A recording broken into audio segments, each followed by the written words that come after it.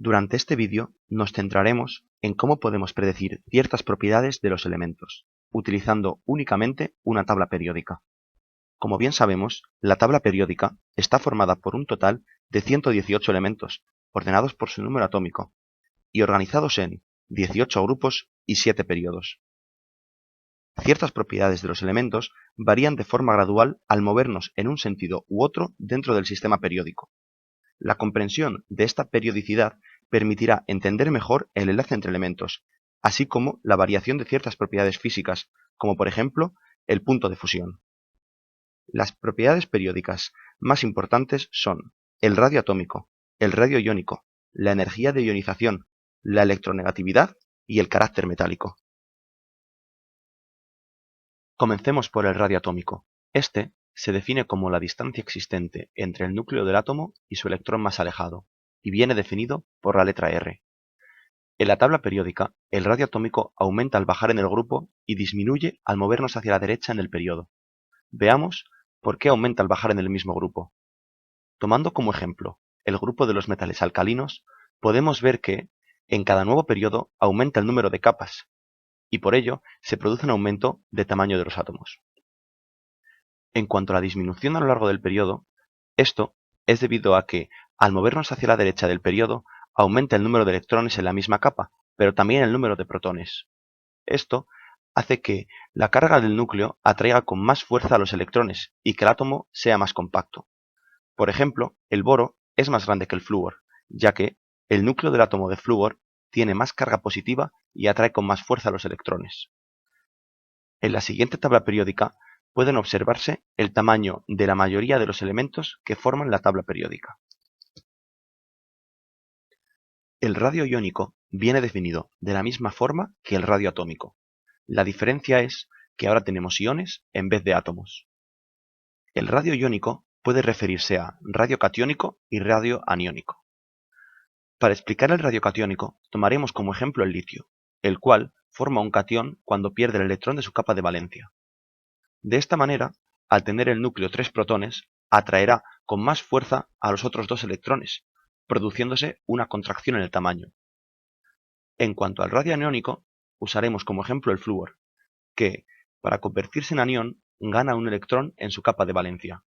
De esta manera, el ion flúor tendrá más carga negativa que positiva, y por ello se producirá una repulsión entre los electrones, y debido a esto, un aumento en el tamaño. A continuación, os presento una tabla en la que se comparan los tamaños de los radios iónicos y atómicos de distintos elementos. La siguiente propiedad es la energía de ionización, que, como su mismo nombre indica, es la energía necesaria para crear un ion. Más rigurosamente, esta viene definida como la energía necesaria para separar un electrón en su estado fundamental de un átomo de un elemento en estado gaseoso. Pongamos como ejemplo el belirio, que tiene una configuración electrónica 1s2, 2s2. Cuando hacemos incidir una energía a un átomo de berilio, si esta energía es igual o superior a la energía de ionización del berilio, entonces uno de los electrones de la capa de valencia se desprenderá, formando el berilio más. Esa energía mínima necesaria para arrancar el primer electrón de la capa de valencia viene definida como primera energía de ionización.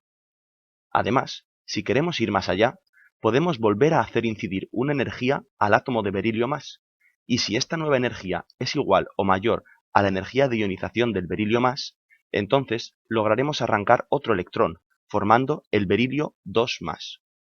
Esta energía mínima necesaria para arrancar un electrón al berilio más es la segunda energía de ionización.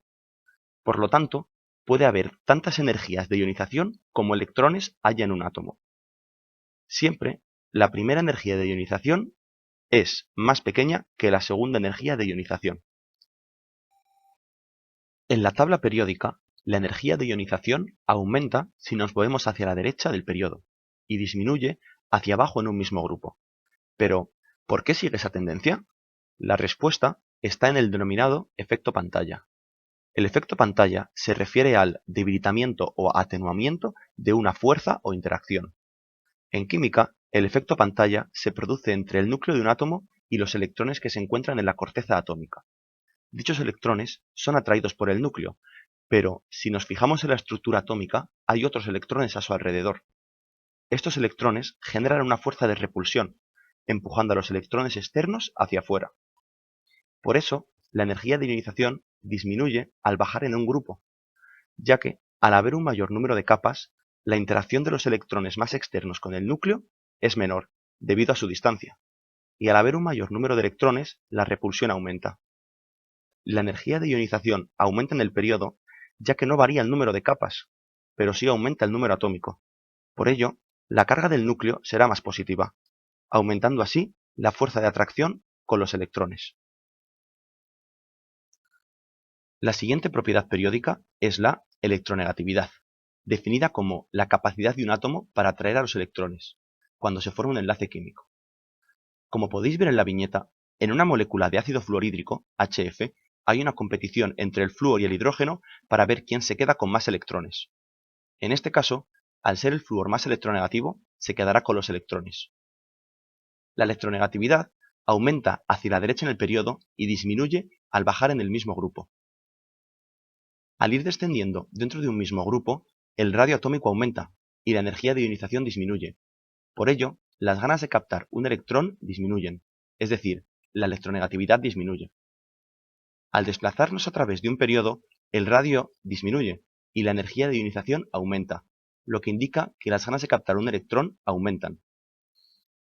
El científico estadounidense Pauling fue el primero en dar una escala a la electronegatividad, siendo 0 un elemento no electronegativo y 4 el elemento más electronegativo. Puede observarse que el elemento más electronegativo es el flúor. Además, al ver esta tabla periódica, me surgen varias dudas. Por ejemplo, ¿por qué el oxígeno es más electronegativo que el flúor? ¿O por qué unos elementos de transición presentan una electronegatividad tan alta?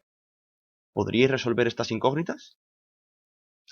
Por último, la electronegatividad se refiere a elementos dentro de moléculas, pero cuando nos referimos a elementos aislados, es más correcto utilizar el término electroafinidad. Los metales se definen electrónicamente como elementos que ceden fácilmente electrones, convirtiéndose en cationes. El carácter metálico aumenta al bajar en un grupo y al movernos hacia la izquierda en un periodo, siendo así el elemento más metálico el francio. Durante este vídeo solo hemos hablado de elementos puros, ahora queda combinarlos.